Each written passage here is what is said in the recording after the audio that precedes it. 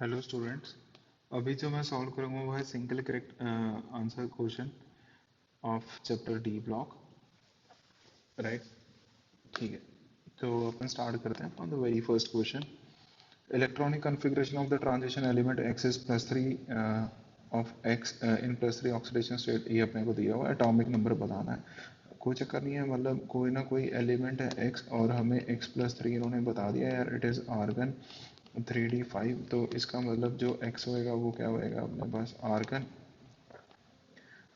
Right, argon 3d6 4s2 हो गया। तो ये वाला जो कॉन्फ़िगरेशन है ये अपने को पता ही है, ये किसका आता है, आयरन का आता है। और iron is having atomic number 26, right. तो देयरफॉर एटॉमिक नंबर जो है वो कितना हो गया, 26। तो answer therefore is B.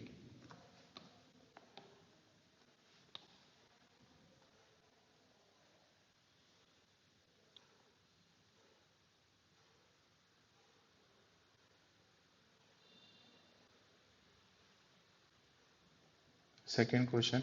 The electronic configuration of copper plus 2 is 3d9, whereas that of copper 1 is 3d10. Which of the following is correct? ठीक है, ये इन एक्वस अपने को मीडियम बताना है, ठीक है।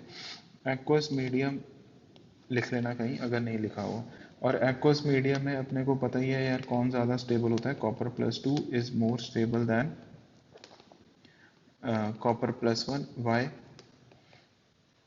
बिकॉज अपन क्या कहते हैं, कॉपर प्लस टू में जो इलेक्ट्रॉन मतलब एक हमें रिमूव करना पड़ता है किससे, कॉपर प्लस से। तो वो कौन कंपनसेट कर देता है, हाइड्रोजन एनर्जी कंपनसेट कर देती है। तो डायरेक्टली नोट्स का ही क्वेश्चन है, तो इसलिए कॉपर प्लस टू जो है it is becoming more stable. तो देयर फोर ऑप्शन जो है वो ए आएगा।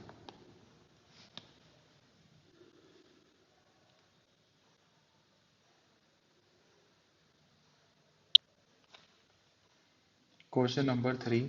मेटेलिक रेडियाई हमें दिया, which of these elements will have highest density. Okay, अपन क्या पढ़ते हैं, डेंसिटी का ऑर्डर फ्रॉम टाइटेनियम से लेके कॉपर तक, ठीक है। जो डेंसिटी होती है वो क्या करती है, इंक्रीज करती है, राइट। तो बस अपने को ये पता होना चाहिए, ठीक है। Density increases on moving from like left to right. तो देयर फोर इधर से जो विनर आ गया वो कौन आ गया, कॉपर आ गया। डेंसिटी इंक्रीज क्यों करती है, क्योंकि भाई यहाँ पर जो एटॉमिक रेडिया है वो यूजुअली क्या रहता है, कम होता है, ठीक है। और एटॉमिक मास बेसिकली जो क्या होता है वो बढ़ता है। ये दोनों चीज़ें हेल्प करती हैं डेंसिटी को बढ़ाने में, और जो हम टेबल है उससे भी कमेंट कर सकते हैं। तो therefore answer is option D.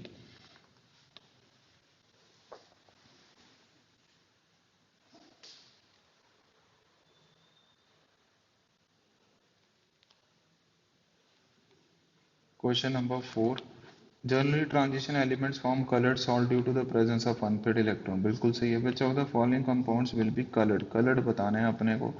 और इसमें तो देखो Ag प्लस है, ये तो फुली फिल्ड है। यहाँ पर Zn+2 है, ये भी फुली फिल्ड है। यहाँ पर कॉपर प्लस वन है, ये भी फुली फिल्ड है। तो यहाँ पर सिर्फ और सिर्फ एक ही है जिसके पास अनपेड इलेक्ट्रॉन्स हैं, वो कौन सा है, कॉपर प्लस टू। और कितने अनपेड इलेक्ट्रॉन है, वन। तो देयर फोर आंसर जो है वो हमारा क्या आ जाएगा, B.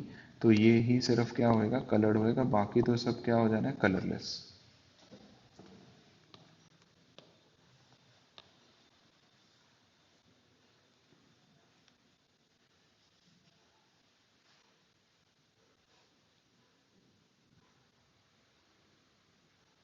Question number 5।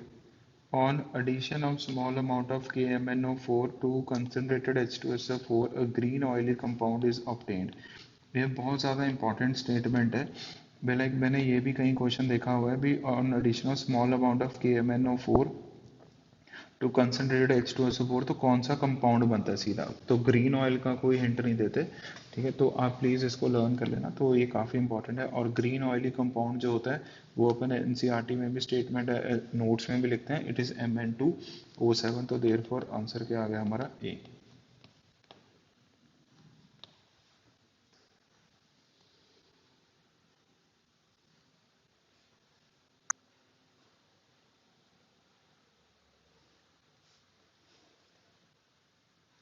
Question number 6। The magnetic nature of the elements depend on the presence of unpaired electron, बिल्कुल सही है। Identify the configuration of transition element which shows highest magnetic moment, ठीक है। तो 3D7 है तो इसमें कितने अनपेड इलेक्ट्रॉन्स हैं, 3 अनपेड इलेक्ट्रॉन्स हैं। 3D8 है तो इसमें 2 अनपेड इलेक्ट्रॉन्स हैं। 3D5 है तो इसमें 5 अनपेड इलेक्ट्रॉन्स हैं। 3D2 है तो इसमें 2 अनपेड इलेक्ट्रॉन्स हैं, राइट। तो इसका मतलब जो हमारा आंसर आ गया वो क्या आ गया, therefore option B.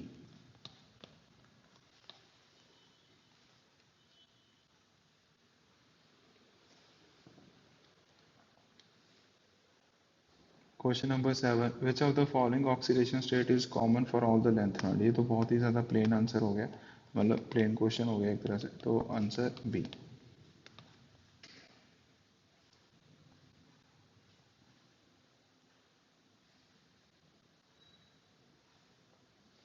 Question number 8, which of the following reactions are disproportionation. Disproportionation कौन सी रिएक्शंस होती हैं, वो रिएक्शन जिसमें एक स्पीसी डिफरेंट ऑक्सीडेशन स्टेट में जाए, मतलब वही स्पीसी जो ए है, ठीक है, एक बार तो क्या हो जाए ऑक्सीडाइज, मतलब A+N, एक बार क्या हो जाए रिड्यूस। तो वो स्पीसी जिसमें ऑक्सीडेशन भी हो और जिसमें रिडक्शन भी हो उसको क्या बोलते हैं, डिस्प्रपोर्शनेशन रिएक्शन। तो इसको हम ऐसे लिख सकते हैं, अभी मान लो अपने पास ए है वो +5 में लेट से, तो वो किस में चला गया +7 में और एक बार +2 में, तो this is one of the example of disproportionation.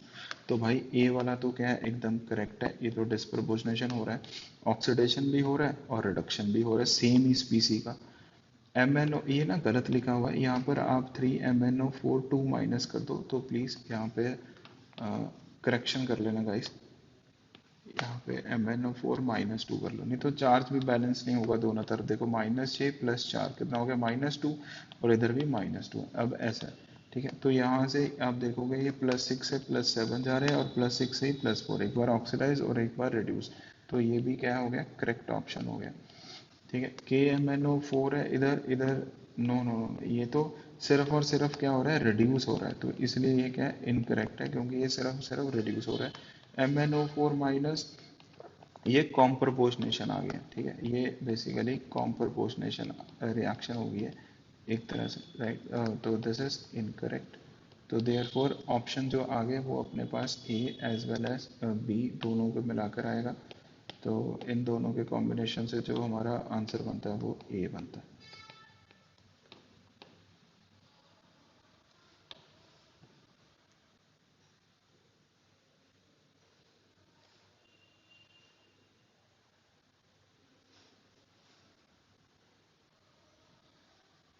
When KMnO4 solution is added to oxalic acid solution, the decolorization is slow in the beginning but becomes instantaneous after some time. बिल्कुल ठीक है, ये मतलब अच्छा क्वेश्चन है, तो आपको ये पता होना चाहिए। KMnO4 देखो क्या होएगा यार, सबसे पहले KMnO4 और इधर अपने पास ऑक्सैलिक एसिड है, हमें पता है मैंगनीज जो है इट कन्वर्टेड टू Mn+2 और ये CO2। जैसे ही Mn+2 बनेगा ना, it will behave as a auto catalyst, ठीक है, तो it will behave as a auto catalyst, तो देयर फॉर जो रिएक्शन है वो स्पीड मतलब एकदम फास्ट हो जाता है, तो ये ऑप्शन क्या आ गया, करेक्ट। तो therefore answer is D.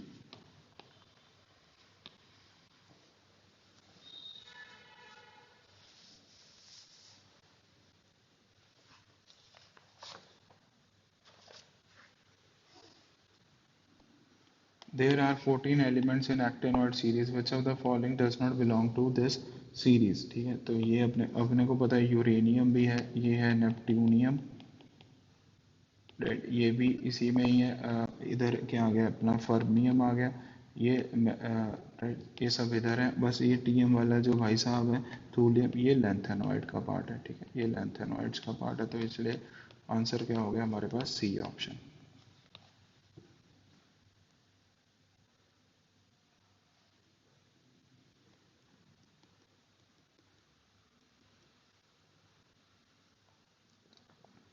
Eleventh question, KMnO4 acts as an oxidizing agent in acidic medium, ठीक है। The number of moles of KMnO4 that will be needed to react with 1 mole of sulfide ions, okay। Sulphide ion, sulphide ions मतलब आप H2 minus है, इसके साथ अगर KMnO4 को अपन react करवाते हैं तो ये सल्फर में कन्वर्ट हो जाता है, ठीक है, और ये आ गया Mn+2।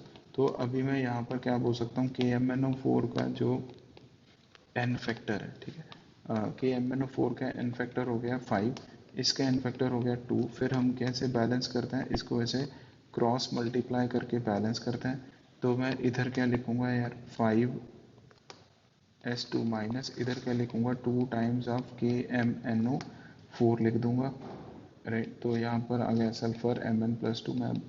तो मैं क्या बोलूँगा, 5 moles of sulphide are being required, ठीक है ना, अगर इसने 2 मोल्स के MnO4 को क्या करना है, मतलब रिड्यूस करना है, तो ये हो गया।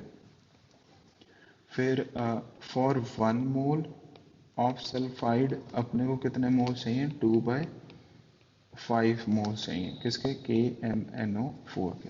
तो 2/5 आंसर आ गया ए। तो therefore answer is option A.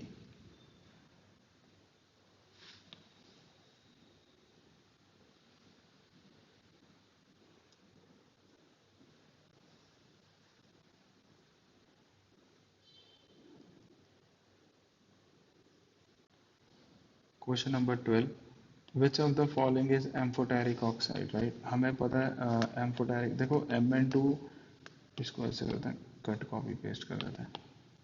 ये तो अपन पढ़ते हैं, वेरी फेमस क्वेश्चन है, बहुत इंपॉर्टेंट क्वेश्चन है, इसको स्टार मार्क करो।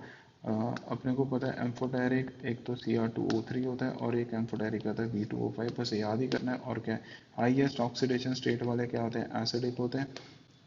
CrO3 भी इसीलिए क्या आ गया, एसिडिक। ऐसे CrO3 भी, CrO ये थोड़ा सा कम है तो ये बेसिक है, और ये भी क्या हो गया अपना V2O4 भी क्या हो जाता है, ये less basic, right.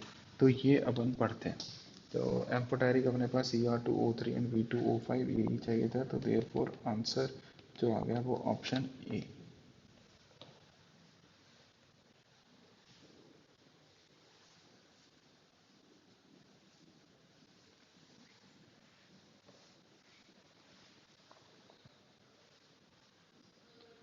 Gadolinium belongs to 4f series, ठीक है, its atomic number is 64, okay, which of the following is the correct electronic configuration, इसका इलेक्ट्रॉनिक कन्फिग्रेशन जो सही है वो ए वाला ही है, ठीक है। नहीं पता है तो याद कर लेंगे, और क्या, टेबल देख के।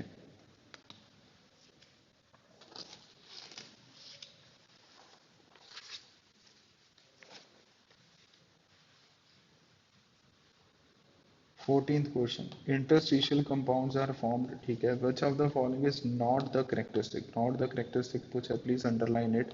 इंटरस्टिशियल कंपाउंड के बारे में अपन पढ़ते हैं, ये हाई मेल्टिंग पॉइंट होते हैं, ये करेक्ट है statement. They are very hard, ये भी करेक्ट है। दे रिटेन मेटेलिक कंडक्टिविटी, ये भी करेक्ट है। They are chemically very reactive, no, ये इनकरेक्ट है, क्योंकि ये केमिकली क्या होते हैं, बेसिकली इनर्ट होते हैं। तो देयरफॉर नॉट करेक्ट पूछा था, तो आंसर क्या आ गया, ऑप्शन डी।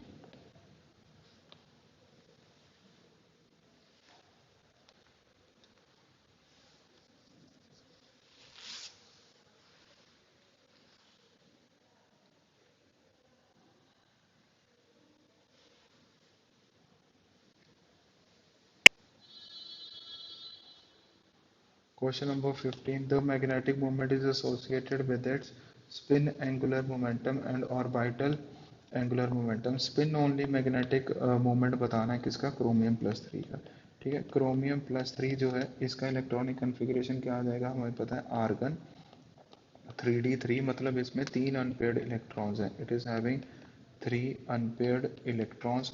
तो देयरफॉर हमारे पास जो आंसर आ गया वो देखो यहाँ पे बहुत ही क्लोज आंसर है, 3.87, 3.57, 3.47, राइट।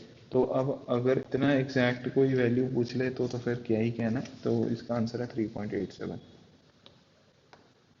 मतलब आप ये मान के चलो यार भी, जैसे 3√15 है ना यार, तो √16 बेसिकली 4, तो 4 से हल्का सा कम वाला जो मैक्सिमम ऑप्शन देखे ना, वही टिक करके आ जाना बस। तो आंसर बी, मतलब क्लोजर टू 4 जो है वही हमारा आंसर है बस। ये अप्रोच है इस क्वेश्चन को सॉल्व करने का।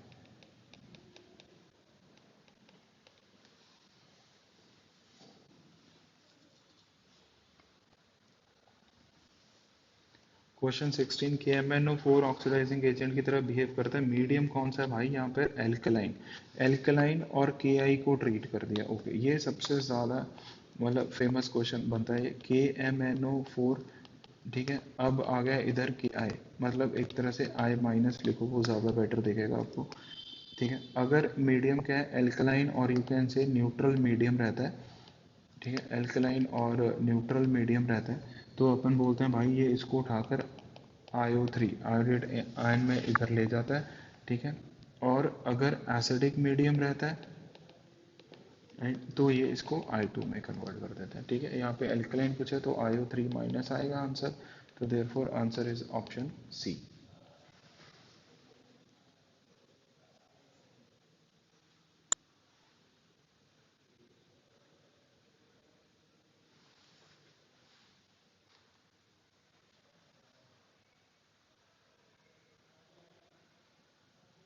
17th, which of the following statement is not correct? Okay, copper liberates hydrogen from acids। ये तो भाई नॉट करेक्ट ही होगी यार, यही तो इनकरेक्ट है, कॉपर तो कभी भी लिबरेट ही नहीं करता, तो आंसर तो हमें मिल गया कौन सा, ए, पहला ही ऑप्शन मिल गया भगवान की कृपा से। ठीक है, तो ये हो गया। In its higher oxidation state manganese forms stable compounds with oxygen and fluorine. ठीक है, manganese form stable compound with oxygen and fluorine, बिल्कुल सही है, ये तो अपन स्टेटमेंट नोटबुक में भी लिखते हैं यार। मैंगनीज प्लस 3 कोबाल्ट प्लस 3 और ऑक्सीडाइजिंग एजेंट, यस ये भी सही है, ये भी अपन नोटबुक में लिखते हैं।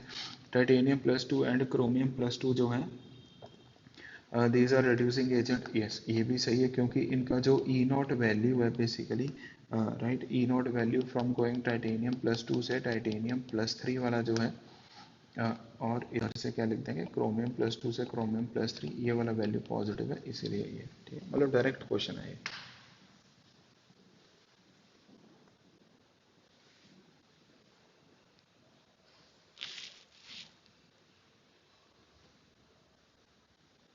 When acidified K2Cr2O7 solution is added to Sn+2 salt, then Sn+2, Sn+2 is being oxidized to Sn+4। ठीक है, रिमेंबर दिस स्टेटमेंट, ये अपन नोट्स में लिखते हैं यार कौन किधर जाकर ऑक्सीडाइज होता है। ठीक है, तो ये स्टैंडर्ड फॉर्म है, तो ये पता होना चाहिए। बाकी याद कैसे करना है, कार्बन ग्रुप में है, ठीक है, तो कार्बन सिंगजी सेंटू पंजाब, तो उसमें आता है तो +4 ही होएगा यार, और तो क्या ही होएगा। ठीक है, मतलब अपन ऐसे लिखते हैं यार कार्बन सिंगजी सेंटू पंजाब, तो भाई ये कार्बन ग्रुप में है, तो इसका स्टेट या तो +2 है या फिर +4, इसलिए आंसर आ गया।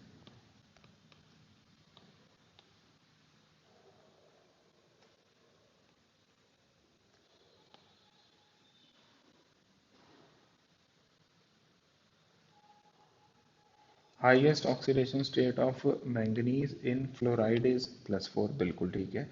Highest oxidation of manganese in oxide is Mn2O7, yes, sorry क्या बोल दिया मैंने, highest oxidation state of manganese in fluoride, manganese अगर फ्लोरीन के साथ रिएक्ट करेगा तो उसका हाईएस्ट स्टेट मैंगनीज का +4 होगा। अगर वही मैंगनीज ऑक्सीजन के साथ बॉन्ड बनाएगा तो वही मैंगनीज का ऑक्सीडेशन स्टेट +7 होगा। ऐसा क्यों, ये अपन ने लिखा है बिकॉज ये कोवलेंट बॉन्ड जो बनाते हैं, ऑक्सीजन डबल बॉन्डेड बना लेता है, वेयर एज फ्लोरीन जो है वो सिंगल बॉन्ड बनाता है, इसी कारण चक्कर पड़ेगा। तो ऑप्शन क्या आ गया, in covalent compound fluorine can form single bond and while oxygen can form double bond, तो दिस इज करेक्ट राइट। तो ये भी एकदम स्टेटमेंट बेस्ड क्वेश्चन हो गया ये, मतलब ये जो क्वेश्चंस हैं ये हेल्प करते हैं अपने को स्टेटमेंट्स को याद करने में, राइट गाइस।